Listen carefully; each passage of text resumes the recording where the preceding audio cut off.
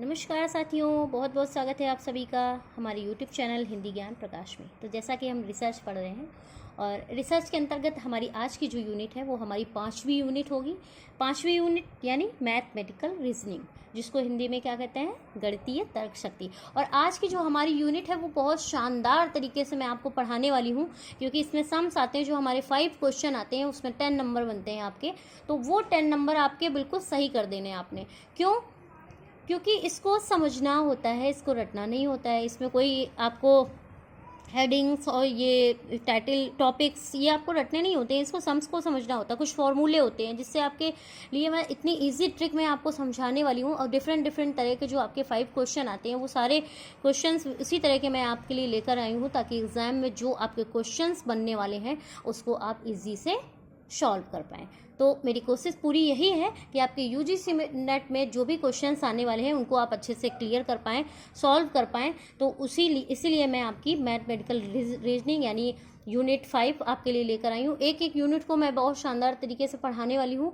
तो आप लोग बने रहें हमारे साथ, वीडियो को लाइक करें, चैनल को सब्सक्राइब करना बिल्कुल मत भूलिए। जैसा कि मैंने पहले भी कहा था, जितनी जल्दी सब्सक्राइबर हो जाएंगे, 4-5 हज़ार सब्सक्राइबर होने के बाद मैं लाइव आके आपको पढ़ाऊँगी। और फिर जो तरीका होगा पढ़ाने का, जो शानदार तरीका होगा उसकी तो फिर बात ही अलग है, क्योंकि लाइव कांटेक्ट होने में तो आपको भी बेनिफिट होगा। तो इसलिए चलिए पहले अभी हम देखते हैं यूनिट 5 हमारी जो है तो क्या है। रीना और उसके पिता की आयु का योगफल कितना है? 60 वर्ष है। ठीक है, रीना और उसके पिता की आयु का योगफल 60 वर्ष है।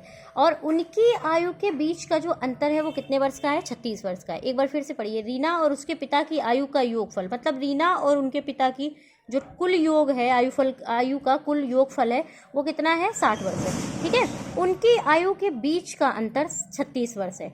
रीना के पिता की आयु ज्ञात करें। अब देखिए क्या हुआ, रीना और उसके पिता की जो आयु का योगफल है वो 60 वर्ष है। ठीक है, तो इतनी इजी ट्रिक से मैं आपको समझाऊंगी कि इस तरह का जो सम्स आएंगे आपके, तो बहुत इजी ट्रिक से आप सॉल्व कर पाएंगे। तो सबसे पहले आप देखिए कि रीना और उसके पिता की आयु का योगफल। ठीक है, तो एक हो गया, एक तरफ आप लिख दीजिए पिताजी। ठीक है, पिताजी मतलब पी, शॉर्टकट में पी। तो आई होप आप लोगों को दिख रहा होगा। और फिर इसके बाद क्या करते हैं, उनकी आयु, रीना और उनका योगफल है, यानी कि प्लस लगाएंगे, पी प्लस रीना का कोडवर्ड आर कर लेंगे। ठीक है, तो पी प्लस आर। और फिर क्या करेंगे, इनका योगफल कितना दिया गया है? 60 दिया गया है आपको। ठीक है, इतना आपको क्लियर हो गया होगा। पी से पिताजी और आर से रीना और योगफल कितना है? 60। ठीक है, इतना क्लियर है बहुत अच्छे से। उसके बाद क्या करेंगे, फिर क्या है, रीना, फिर क्या है, उनके बीच में अंतर कितना है? कितने वर्ष का अंतर है? 36 वर्ष का अंतर है। ठीक है, तो यहाँ पे क्या करेंगे कि P माइनस पिताजी की आयु से 36 वर्ष, मतलब R, P माइनस आर बराबर 36 कर देंगे। ठीक है, 36। P माइनस मतलब पिताजी की आयु से रीना की आयु घटाएंगे तो कितना? 36 कर देंगे। फिर क्या करेंगे कि ये प्लस का R है और ये माइनस का R है, ये दोनों कट हो जाएंगे। ठीक है, तो ये P मिलके कितनी P हो जाएंगी? 2P हो गई, दो पिताजी 2P हो गई आपकी। 2P बराबर कितना हो जाएगा? इसका योगफल कर देंगे दोनों का। ठीक है, 6 और 9, 96 आ गया योगफल। आप क्या करेंगे, P बराबर 96 अपॉन कितना हो जाएगा? 2 यहाँ दिया गया था, 2P थी, तो P बराबर 96 अपॉन 2। ठीक है, फिर इसको कट कर देंगे, 2 चक्कू 8, एक बचा यहाँ पे, 16 हो गए, 2 अठे 16। ठीक है, 2 अठे, तो यहाँ पे कितना आया कुल योग? 48 वर्ष। कितना आया? 48 वर्ष। तो आपका ये जो सम्स है इसमें आंसर क्या रहेगा? राइट आंसर जो है इसका, ये आपका 48 वर्ष हो गया।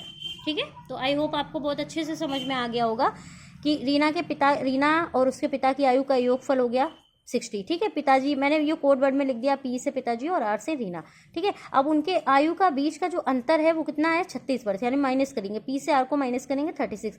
कुछ लोग क्या गलती कर देते हैं, सीधे 60 में 36 यानी 36 जो है लेस कर देंगे। इस तरह से आंसर नहीं आने वाला आपका।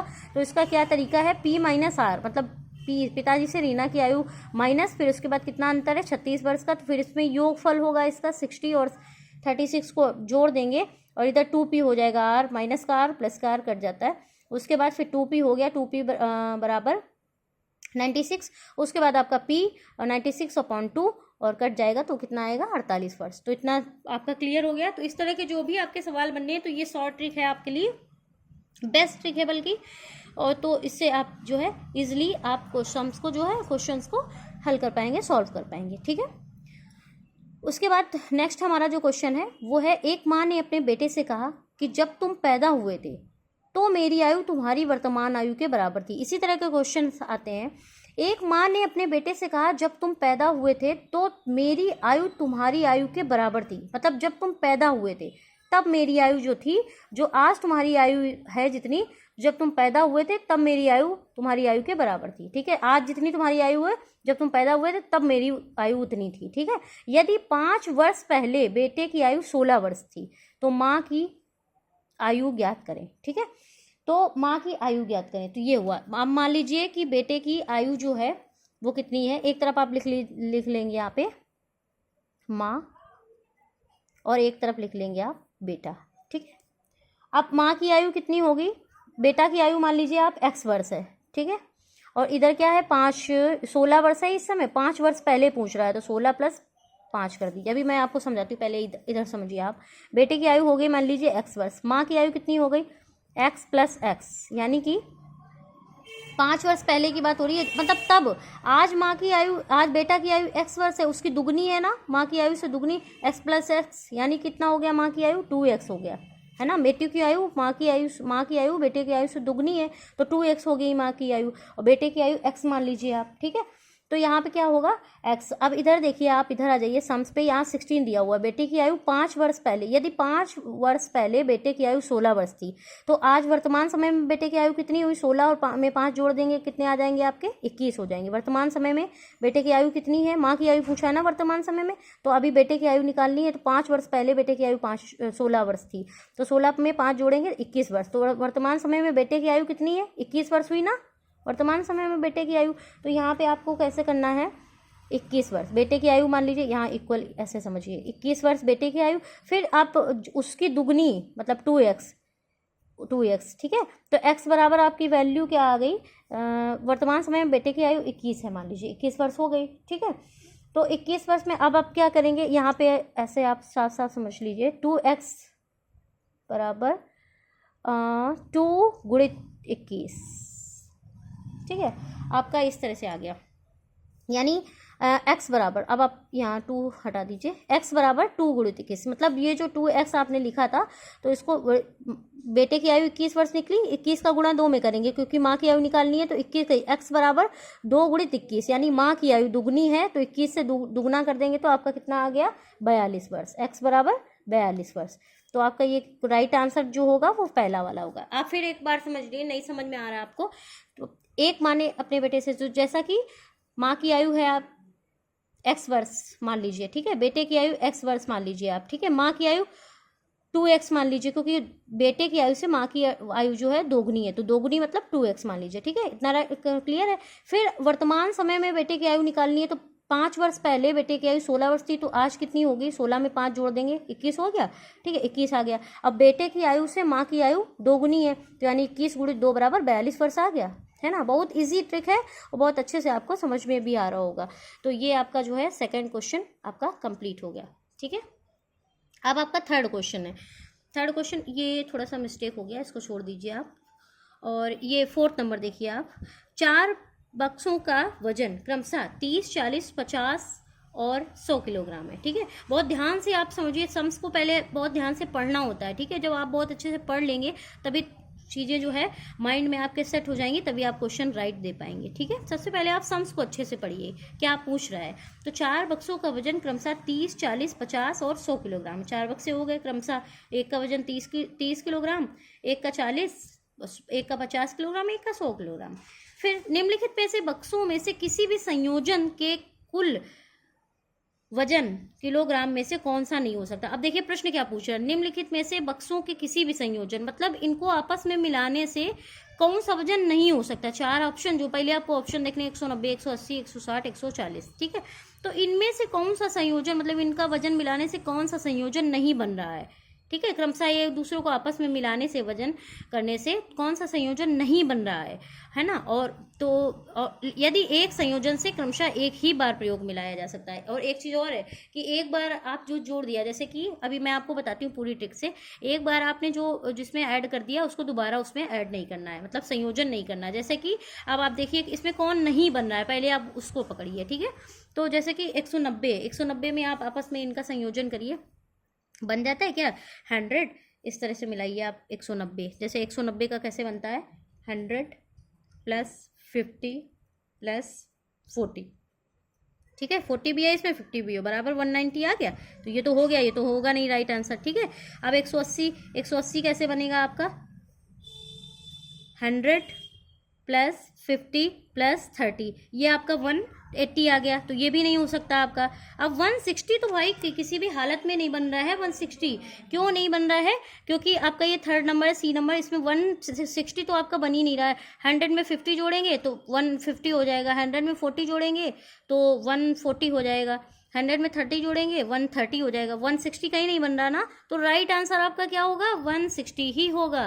क्योंकि 140D है तो उसमें आपको 100 में आप 40 ऐड कर देंगे तो 140 भी बन रहा है आपका, 160 नहीं बन रहा ना। तो कौन सा नहीं हो सकता है ये पूछ रहा है ना, तो राइट आंसर आपका क्या होगा, 160। Very easy, very simple method है ना। तो आप बहुत अच्छे से समझ गए होंगे इसको भी। अब आपका नेक्स्ट देखिए, अभ्यारण्य में 120 चीते थे, उनमें से 20% अज्ञात शिकारियों ने मार दिए, ठीक है। शेष में से 50% अभ्यारण्य में आग लगने से मर गए। अब अभ्यारण्य में कितने चीते हैं, तो देखिए very simple question and very simple trick लेके आई हूँ मैं आपके लिए, इसके लिए भी। तो क्या है, अभ्यारण्य में कितने चीते हैं, टोटल 120 चीते हैं, ठीक है। सबसे पहले हम 120 लिखेंगे, यहाँ पे चीतों की संख्या सी बना लेंगे कोड वर्ड में। चीतों की संख्या कितनी है, 120, ठीक है। अब इसका 20% निकाल लेने हैं आपको। तो इसका 20% निकालने के लिए क्या करना है आपको, आपने सबसे पहले आपको 120 × 20/100 कर देना है, ठीक है। एक 0 इधर लेस हो गया, 0 इधर कट गया, उसके बाद एक 0 ये कट गया और एक 0 ये कट गया, ठीक है। अब यहाँ पे कितना आ जाएगा, 12 को गुणा 2 में कर देंगे तो आपका 24 आ जाएगा, ठीक है। तो प्रतिशत 120 का 20% कितना निकला, प्रतिशत ऐसे ही निकाला जाता है, 120 × 20/100 कर देंगे आप, फिर आपका आ जाएगा क्वेश्चन राइट, जो आंसर आएगा वो 24 आएगा, ठीक है। तो 120% का जो आपका 120 का जो 20% निकला है आपका, तो वो कितना निकला है आपका, 24 निकल आया है, ठीक। इतना क्लियर। तो 24 क्या करेंगे, उससे फिर क्या हुआ कि 20% चीते शिकारियों ने मार दिया, ठीक है। तो 120 से आपको क्या कर देना है, 120 से आपको 24 लेस कर देने हैं, तो आपके कितने बचते हैं, 96 बचते हैं, ठीक है। इतना क्लियर है, 96 बचा आपका। अब क्या है कि शेष में से 50% अभ्यारण्य में आग लगने से मर गए। अब जितने बचे थे उसमें भी 50%, जो शेष रह गई थी संख्या उसके 50% अब अभ्यारण्य में कितने चीते हैं तो उसके 50% आग लगने से मर गए। तो इधर 50% निकालेंगे आप फौरन उसी मेथड से, 96 × 50/100 कर देंगे, ठीक है। एक इधर से लेस हो गया, एक इधर से लेस हो गया। उसके बाद क्या करेंगे आपने, 2 से कर लेंगे लेस, 5 और इधर 4 और 8, ये आपका 48, ये 5 कट जाएगा इधर, ये 5 इधर कट जाएगा, 48 आ जाएगा आपका, ठीक है। इतना तो आप लोगों को आता ही होगा। तो ये आपका कितना आ गया, 48। तो आपके कुल चीतों की संख्या कितनी बची, वेरी सिंपल क्वेश्चंस है, और मेथड भी जो आपका है वो भी सिंपल है। आपको परसेंट निकालना आता है कि नहीं आता है, आप ये भी देख लीजिए। आप 120, जैसे आपका 120 का 20% निकालना। अगर आपको ऐसे नहीं समझ में आता तो एक वेरी सिंपल मेथड और है कि आप डायरेक्ट भी लिख सकते हैं, 120 × 20/100, जितने परसेंट 100 होते हैं ना टोटल, तो उसमें आपको 120 निकालना है। 120 में से 20% निकालना है, एक ये कटी बिंदी, एक ये 0, एक ये 0 कट जाएगा, 12 दूनी 24 आ गया। ऐसे आपका परसेंट निकाला जाता है, ठीक है। उसी तरह से जब हम 96 का 50% निकालेंगे तो ठीक उसी मेथड है, 96 × 50 कर देंगे और नीचे 100 कर देंगे अपॉन, फिर उसको काट के अपना सही से करके फिर आपका 48 आंसर आएगा। और ये आंसर जो है आपका 48 वाला जो है ये राइट आंसर होगा आपका, ठीक है। तो इतना आप लोग समझ चुके हैं। तो अब चलते हैं आगे नेक्स्ट सम्स के लिए। नेक्स्ट सेंस है हमारा, सुरेश को कुछ आम मिले जिनमें पके हुए आमों की संख्या कच्चे आमों से 3 गुनी थी, ठीक है। यदि उसे कुल 68 आम मिले तो उसमें से कितने कच्चे थे। अब देखिए ये क्वेश्चन बड़ा घुमा फिरा के दिया हुआ है कि सुरेश को कुछ आम मिले, ठीक है, जिनमें पके आमों की जो संख्या थी वो कच्चे आमों की संख्या से 3 गुनी थी। सबसे पहले आप क्या करेंगे, एक तरफ लिखेंगे कच्चे आम और एक तरफ लिखेंगे पक्के, ठीक है। तो सबसे पहले आप करेंगे कच्चे, एक तरफ पक्के आम। तो कच्चे आमों की संख्या भाई कितनी है, कच्चे आमों की संख्या कितनी है, जिसमें पके हुए आमों की संख्या कच्चे आमों से 3 गुनी थी। कच्चे आम है तो कच्चे आम को आप x मान लीजिए, ठीक है। पके आम की संख्या जो है वो कच्चे आमों से 3 गुनी है, ठीक है। तो यानी कि जब x हो गया आपका, संख्या तो यहाँ दी नहीं गई कच्चे आमों की, तो कच्चे आमों से पके हुए संख्या आमों की संख्या 3 गुनी दी गई, तो मान लीजिए कच्चे आमों की संख्या x हो गई, तो आपके पके आमों की संख्या कितनी होगी, 3 गुनी, यानी 3x हो गई आपकी, ठीक है। इतना क्लियर है। तो 3x आपकी पके आमों की संख्या हो गई और कच्चे आप आमों की संख्या आपने x मान लेनी है। तो आप उसके इक्वल टू x प्लस लिखना है यहाँ पे, x प्लस 3x बराबर आपका, और यदि उसे कुल 68 आम मिले तो कितने आम शेष थे, तो कुल आम उन्हें कितने मिले, 68 मिले, तो बराबर 68 आप यहाँ पे कर देंगे। अब आपको क्या करना है कि 68 जब आपने कर दिया है तो फिर आपको क्या, इसमें x को x प्लस 3x हो गया, यानी कितने x हो गए, 3x प्लस x बराबर 4x हो गया आपका, ठीक है। 4x बराबर 68 यहाँ पे लिख लेना। फिर x की वैल्यू क्या आ जाएगी, x बराबर यहाँ पे आप क्या करेंगे कि 4 और इसको 68/4 इधर नीचे करेंगे, तो इसका जो है भाग देंगे इसमें, तो आपका आ जाएगा 4 एकम 4 और 2 बचे आपके 28, 4 सत्ते 28। तो x की वैल्यू आपकी कितनी आ गई, x बराबर 17 हो गई, ठीक है। तो यदि यहाँ पे क्या पूछा गया है कि आपकी कुल योग में से 68 आम मिले तो कितने कच्चे थे, कच्चे आमों की संख्या पूछी गई, तो आपकी कितनी हो गई, x बराबर, x की वैल्यू कितनी आई, 17, ये आंसर आपका सही होगा। अगर पके हुए आमों की संख्या पूछता तो यहाँ पे ऑप्शन में कुछ और दिया होगा, यानी 17 × 51, 3 गुनी थी, 17 × 51 यहाँ पके आमों की संख्या होती। यहाँ पे ऑप्शन में 51 है नहीं, क्योंकि यहाँ कच्चे आमों की संख्या पूछी गई। पके आमों की संख्या पूछता तो आपको जो है इसमें वो भी दिया होता ऑप्शन में 51, ठीक है। तो इस तरह से आपके सम्स बनते हैं। तो ये आपका क्लियर हो गया होगा बहुत अच्छे से, वेरी इजी मेथड है। इसी तरह से घुमा फिरा कर सेम यही क्वेश्चन नहीं बनेगा, घुमा के क्वेश्चन बनते हैं, नाम चेंज हो गए और घुमा के क्वेश्चन दिए जाते हैं आपको। तो अब नेक्स्ट सम्स है हमारा, एक परिवार में एक व्यक्ति, उसकी पत्नी, उसके 3 पुत्र, उसकी पत्नियां और प्रत्येक पुत्र के परिवार में 3-3 बच्चे हैं। परिवार में कुल कितने सदस्य हैं। अरे भाई ये तो पूरा मतलब फैमिली पूरा वो हो गया। देखिए बहुत अच्छे से समझाने वाली हूँ मैं ये भी क्वेश्चन आपको, ताकि आपको कोई प्रॉब्लम ना आए। तो एक परिवार में सबसे पहले क्या करते हैं, एक परिवार है, ठीक है, एक फैमिली है, ठीक है, उसमें एक व्यक्ति हो गया, एक ऐसे लिखेंगे, प्लस उसकी पत्नी हो गई, एक और हो गया, ठीक है, प्लस फिर क्या है, उसके 3 पुत्र हो गए, 3 पुत्र हो गए, ठीक है, फिर उनकी पत्नियां, तो 3 पुत्र हैं तो 3 ही पत्नियां होंगी, ठीक है।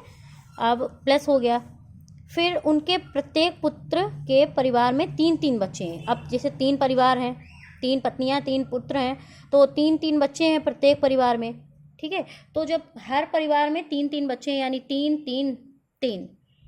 3 परिवार हैं तो 9 बच्चे हो गए, 3 त्रिके 9, तो 9 हो गया आपका, 9 बच्चे हो गए। तो अब इनका आप टोटल निकाल लीजिए, कितना हो गया, 1 + 1 2, 2 + 3 5, 5 + 3 8, 8 + 9 बराबर कितना हो गया, 17, ठीक है। तो राइट आंसर आपका क्या होगा, 17। अच्छे से समझ में आ गया ना। एक परिवार में एक व्यक्ति हो गया, एक, फिर उसकी पत्नी एक, फिर उसके 3 पुत्र हो गए, फिर उनकी पत्नियां, यानी 3 पुत्र हैं तो 3 ही उनकी पत्नियां होंगी। फिर प्रत्येक परिवार में 3-3 बच्चे हैं, यानी 3 परिवार हैं तो 3 का गुणा 3 में कर देंगे, मल्टीप्लाई करेंगे ना। 3 बच्चे हैं, प्रत्येक परिवार में 3 बच्चे हैं तो 3 परिवार हैं तो 3-3 सबके बच्चे हैं, ठीक है। तो उसमें जो है आपके 9 हो गए, फिर बराबर का इक्वल इन सबका योग करेंगे, कुल योग आपका 17 आना, तो आपका 17 आंसर जो है ये राइट आंसर होगा, ठीक है। अब आगे चलते हैं नेक्स्ट क्वेश्चन। एक टोकरी में 12 दर्जन सेब है, ठीक है, उसके बाद 2 दर्जन सेब और शामिल किए गए, उनमें से निकाल दिया, उन्हें निकाल दिया। 1 मिनट, यहाँ पे थोड़ा सा गड़बड़ हो गया है। 2 दर्जन सेब और शामिल किए गए, उनमें से 10, तो इसमें क्या था, थोड़ा सा मिस्टेक हो गया था कि 10 सेब खराब हो गए, ठीक है, ये थोड़ा सा आपका छूट गया था कि एक टोकरी में 12 दर्जन सेब है, उसके बाद में 2 दर्जन सेब और शामिल कर दिए गए, ठीक है, उनमें से 10 खराब हो गए, उन्हें निकाल दिया गया, ठीक है। 10 खराब हो गए, 10 सेब खराब हो गए तो उनको निकाल दिया गया। ऑब्वियस सी बात है, 10 खराब हो जाएंगे तो निकाल दिए जाएंगे, क्योंकि बाकी सड़ जाएंगे। शेष सेबों को बराबर 2 टोकरियों में रख दिया गया, तदनुसार प्रत्येक में कितने सेब है। अब देखिए थोड़ा सा यहाँ मिस्टेक हो गई थी, छूट गया था कि 10 सेब खराब हो गए, इतना सा यहाँ पे छूट गया था। तो अब आपको क्या करना है कि एक टोकरी में 12 दर्जन सेब है मान लीजिए, ठीक है। एक दर्जन में भी 12 होते हैं और 12 दर्जन सेब है, तो 12 को गुणा 12 में करेंगे आप सबसे पहले निकालने के लिए, तो आपका आ जाएगा आंसर 144, ठीक है। 144 आ जाएगा आपका आंसर, राइट आंसर। उसके बाद आप क्या करेंगे कि उनमें उसके बाद 2 दर्जन सेब और ऐड कर दिए। अब 2 दर्जन में कितने होंगे, 12 को गुणा 2 में करेंगे, यानी 2 दर्जन बराबर 24, ठीक है। तो 24 हो गए आपके। तो 24 में जब 144 ऐड करेंगे तो आपका आ जाएगा 168 आ गया आपका, ठीक है। तो आपका ये आंसर क्या आया, 168 आया आपका। अब जब 168 आया, अभी सवाल पूरा हुआ नहीं है, लोग क्या करते हैं इतना जोड़ के बस 168 आया और राइट आंसर कर दिया, तो ये आपका पूरा आंसर नहीं हुआ। अभी आगे और है सवाल। अब क्या है कि इतना आने के बाद में आपका 168 जब आया, फिर क्या हुआ कि 10 सेब खराब हो गए उनमें से, ठीक है। तो 10 सेब यानी कि कुल योग कितना आया था, 168 आया था। 10 सेब उसमें से खराब हो गए, यानी 10 माइनस कर दीजिए तो 158 आ गया आपका आंसर। अब उनमें से क्या है कि जब 10 निकाल दिए गए तो आपके बचे कितने, 158 सेब, 158। फिर शेष सेबों को बराबर बराबर 2 टोकरियों में, कितनी टोकरियों में, 2 टोकरियों में बराबर बराबर रख दिया गया। तदनुसार प्रत्येक में कितने सेब है। अब देखिए 158 कुल सेबों की संख्या बची आपकी 158, उनको कितने में बराबर बराबर करेंगे, जब 2 टोकरियों में, तो अपॉन 2 कर देंगे, यानी 2 का भाग दे देंगे इसमें। तो क्या करेंगे कि जब 2 से लेस करेंगे तो 2 सत्ते 14 और एक यहाँ पे ऐड, एक यहाँ से लेस होगा, यहाँ जुड़ जाएगा, तो यहाँ हो जाएगा 18, यानी कि 2 9 18। तो आपका आ गया राइट आंसर, आपका क्या होगा 79।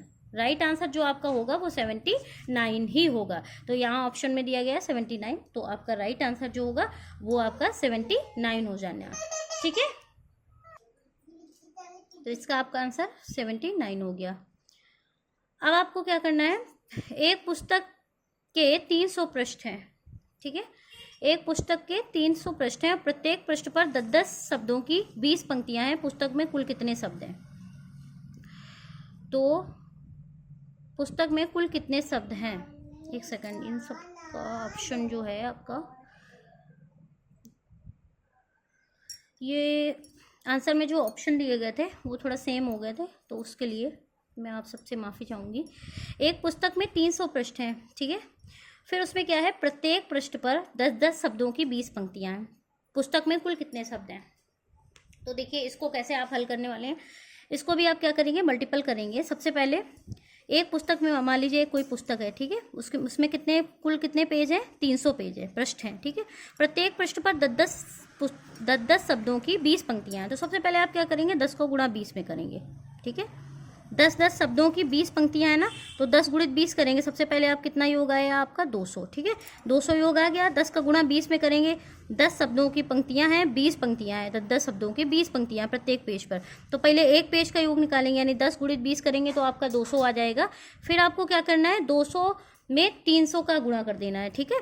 कुल कुल ये तो एक पेज का योग निकला आपका। अब एक पेज का योग निकला, फिर उसको 300 में गुणा करेंगे, मल्टीप्लाई करेंगे। तो 300 में जब मल्टीप्लाई करेंगे तो आपका कितना आ जाएगा राइट आंसर, 3 दूनी 6 और 0 0 करके आपका ये आ जाएगा 60,000। आपका कितना कुल योग आएगा भाई, 2 और 2 4 0 आ गया आपके इधर 60, ये आपका हो गया टोटल 60,000, ठीक है।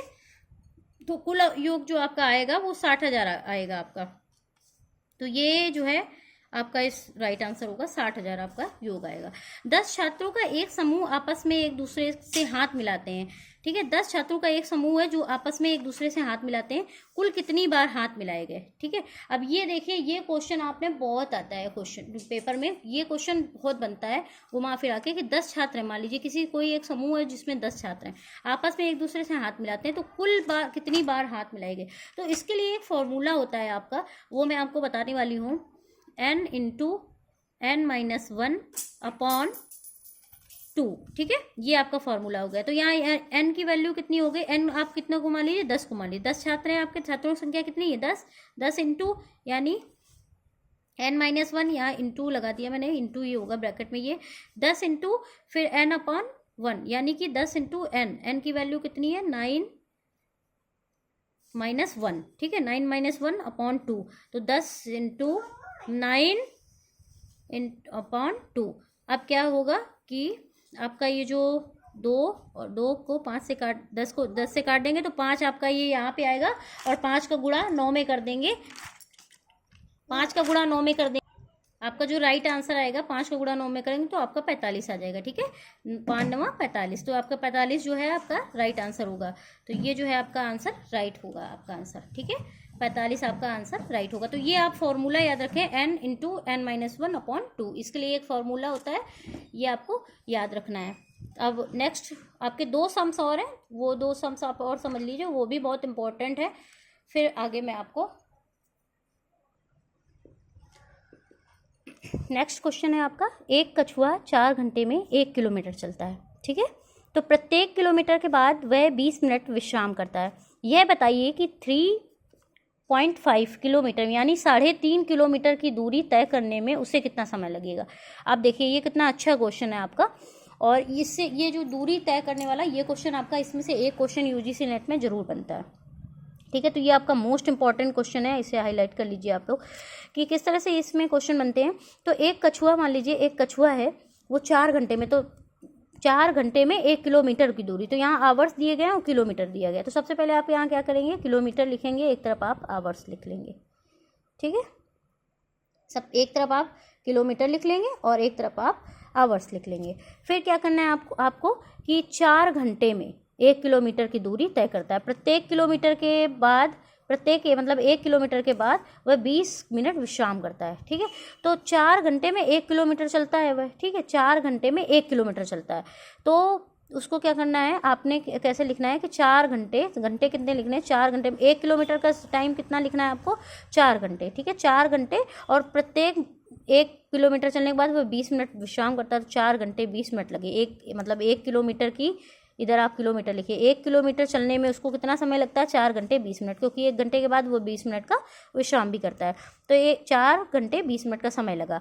ठीक है, 1 किलोमीटर की दूरी तय करने में। अब उसी तरह से 1 किलोमीटर जब वो चलेगा तो कितना लगेगा, 4 घंटे 20 मिनट फिर लगेगा, तो कितना हो जाएगा आपका 8 घंटे 40 मिनट।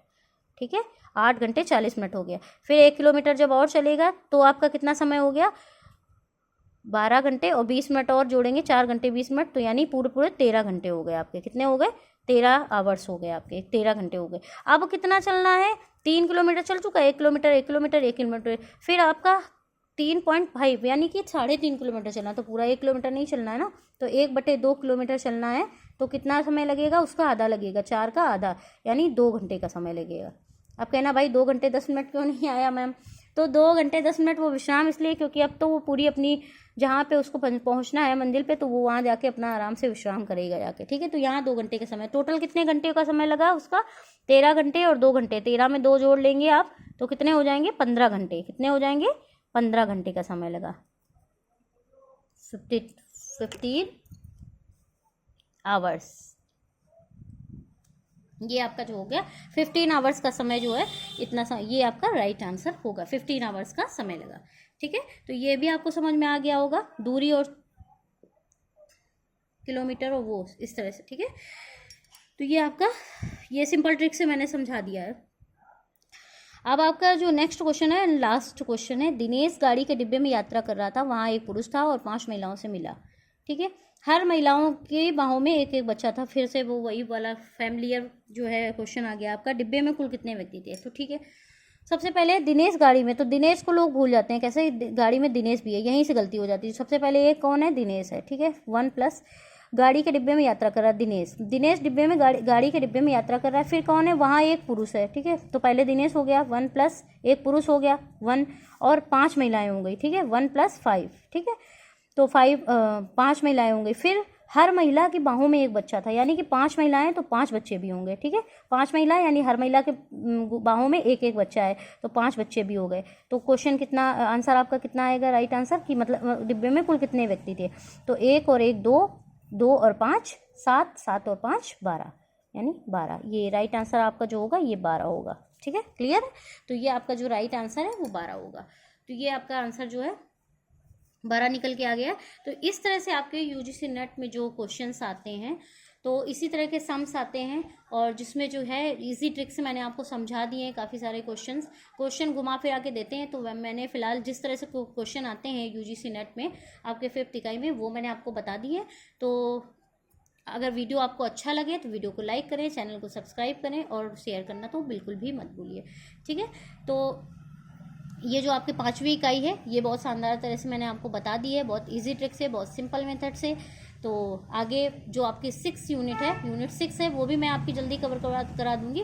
15 डेज बचे हैं आपके पास, तो उन 15 डेज में 15 जून तक मेरी पूरी कोशिश यही रहेगी कि 5 यूनिट जो आपके बचे हुए हैं वो भी 15 दिन के अंदर मैं 5 यूनिट को पूरा करा दूँ। 5 यूनिट आपकी पूरी हो चुकी है यूजीसी नेट की, जैसे कि मैंने आप लोगों से प्रॉमिस किया था कि 10 यूनिट की मेरी कोशिश यही है कि यूजीसी नेट एग्जाम के पहले मैं आपकी 10 यूनिट शानदार तरह से कंप्लीट करा दूं। जो आपकी 9th इकाई है पर्यावरण की, वो इकाई बहुत मतलब अच्छी इकाई है, उसको भी मैं बहुत अच्छे से पढ़ाने वाली हूँ, क्लियर करने वाली हूँ। तो आप ज़्यादा से ज़्यादा चैनल को जो है सब्सक्राइब करिए और शेयर करते रहिए। सब जितने जल्दी सब्सक्राइबर बढ़ जाएंगे उतनी जल्दी मैं आपको लाइव आके पढ़ाऊँगी। तो बहुत बहुत धन्यवाद आप सभी का।